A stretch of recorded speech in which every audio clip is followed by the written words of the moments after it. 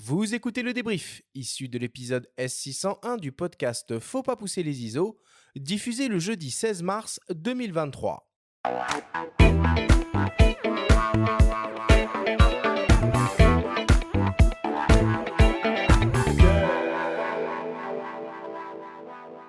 Nous sommes toujours avec le journaliste des numériques Louis Royer pour parler d'autofocus. C'est le moment du débrief qui vous est présenté cette semaine par ipln.fr, le spécialiste photo et vidéo. Alors Louis, si on devait essayer de synthétiser d'une manière assez rapide finalement tout ce qu'on s'est dit pendant cette émission. Pour commencer, est-ce que tu peux nous expliquer quelle est la technologie autofocus la plus utilisée dans les hybrides actuels et comment elle fonctionne? La technologie autofocus la plus utilisée dans les hybrides à l'heure actuelle, c'est, l'autofocus par corrélation de phase. Alors, te détailler comment elle fonctionne mieux que, Volker. Volker Gilbert, ça va être compliqué. Écoutez le grand débat. Écoutez le grand débat. Réécouter, alors il va faire la mise au point entre 2 phases du même plan et puis déplacer les pixels. Bon, c'est très compliqué. Faut savoir que c'est une technologie qui en fait est assez ancienne, puis en fait la première technologie autofocus des années 70, c'était déjà la corrélation de phase. C'est celle qui a permis aux réflexes, d'asseoir leur hégémonie et celle qui a été intégrée progressivement aux hybrides au milieu des années 2010 et c'est vraiment la plus efficace et c'est sur elle que se reposent toutes les avancées, en matière d'autofocus, de reconnaissance et de suivi des sujets. Finalement, pour compléter rapidement, disons que le système lui-même est hybride finalement, puisqu'il cumule maintenant détection de phase, corrélation de phase et détection de contraste dans la plupart des appareils. C'est quoi les caractéristiques importantes du système autofocus à prendre en compte dans le choix de son appareil? Alors, maintenant, bon, on va être un peu pointilleux à chaque fois quand on regarde un appareil photo moderne, on va regarder un peu les caractéristiques.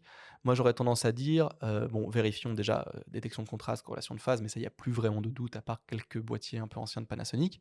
Sinon, globalement, c'est plutôt, quel type de sujet va me permettre de reconnaître mon appareil photo? Est-ce que j'ai besoin de mon appareil photo pour faire de la photographie animalière, de la photographie de sport, de photographie de course automobile, de course équine, ou juste des portraits? Les Parce que meetings aériens. des des meetings choses comme aériens, ça. parce que maintenant les appareils photo, bah, la plupart des hauts de gamme, mais aussi les appareils experts et certains appareils entrée de gamme, permettent tout un panel de suivi de sujets.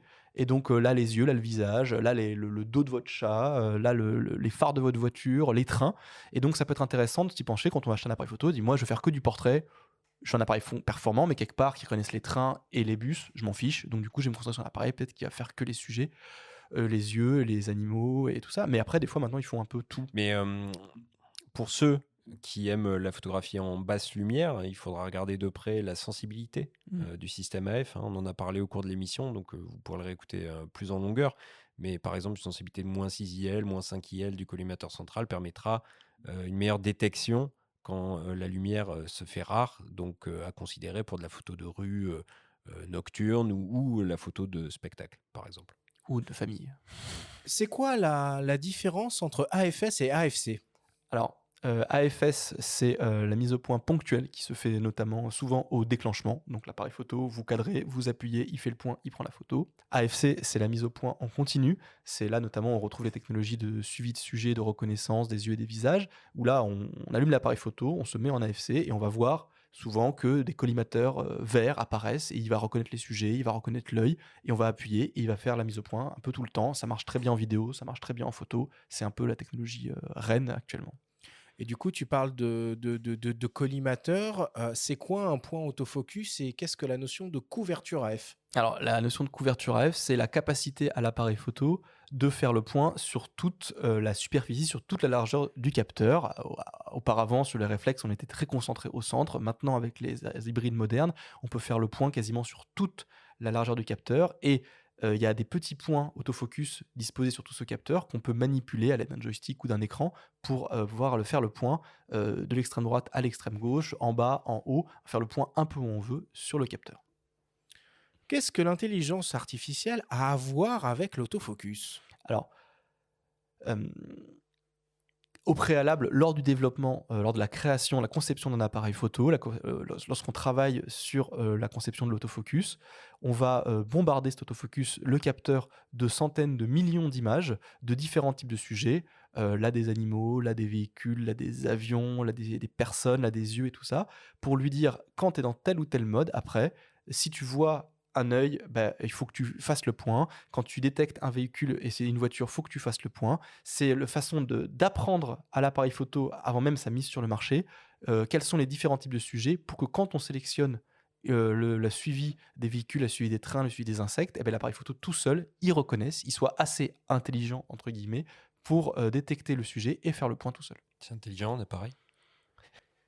Est-ce que c'est intelligent? Est-ce que c'est plus intelligent que la personne qui le manipule? Un appareil ne... C'est le risque. Hein. Après, c'est l'intelligence artificielle, voilà, ça ne réfléchit pas en temps réel, mais il y a une forme d'intelligence parce on a une forme d'intelligence puisqu'on a pu leur faire apprendre quelque chose, on a pu leur faire apprendre quels sont les types de sujets qui existent. Bon. Est-ce que tu pourrais nous donner 3 rapides scénarios de paramétrage d'autofocus pour du portrait, pour du reportage et pour de la photo d'action? Alors, pour le portrait, souvent, on va pas se leurrer, le sujet est quand même placé assez facilement au centre. Moi, j'aurais tendance à continuer à utiliser l'autofocus en continu parce qu'il y a une reconnaissance Oui. des yeux et des visages qui est quand même là. Donc, on peut se permettre de limiter, par contre, la plage de l'autofocus du capteur avec des collimateurs centraux, par exemple, et déplacer directement près de l'œil ou près du nez ou de l'oreille pour là où on va faire le point. Et donc là, après, on faut faire confiance à l'appareil pour reconnaître l'œil. C'est vraiment ce qu'ils font vraiment de mieux. Hein. C'est la première chose qu'on leur a appris. Ils font ça très vite et c'est très performant. Pour de la photo de rue, on peut se permettre d'utiliser peut-être une zone plus large du capteur, parce que là, il y aurait quand même pas mal d'éléments à prendre en compte. Moi, j'utilise quand même rarement toute la plage du capteur, parce qu'avec l'autofocus, notamment en continu, il y a beaucoup de choses qui peuvent venir interagir et venir perturber la mise au point, mais utiliser une zone à collimateur, pas centrale, mais une zone élargie, plus ou moins au centre, pour plus assez grande, pour pouvoir bouger à droite et à gauche et faire le point un peu sur les zones qu'on veut. Et par contre, pour la photo d'action, la photo de sport ou animalière, moi j'utilise ce qu'on appelle une photo des collimateurs centraux avec spectre élargi, tout en on peut paramétrer aussi sur certains appareils photo le type de scénario, c'est-à-dire décider que l'appareil fera le point que lorsqu'un sujet va rentrer dans le cadre, ou qu'avec du sujet au premier plan ou du sujet à l'arrière-plan, pour éviter justement de trop polluer sa photo quand il y a beaucoup d'actions ou beaucoup d'animaux ou beaucoup de gens qui jouent au ballon au milieu. Il y a une chose dont on n'a pas parlé dans l'émission, qui est importante et qui vaut pour ces 3 exemples-là finalement, c'est aussi la prise en compte de la mesure de l'exposition, de la mesure de la lumière en même temps qu'on fait la mise au point. Il est possible, dans la plupart des cas, moi ça m'arrive souvent de le faire, notamment en paysage, Que ça suive aussi le de collimateur?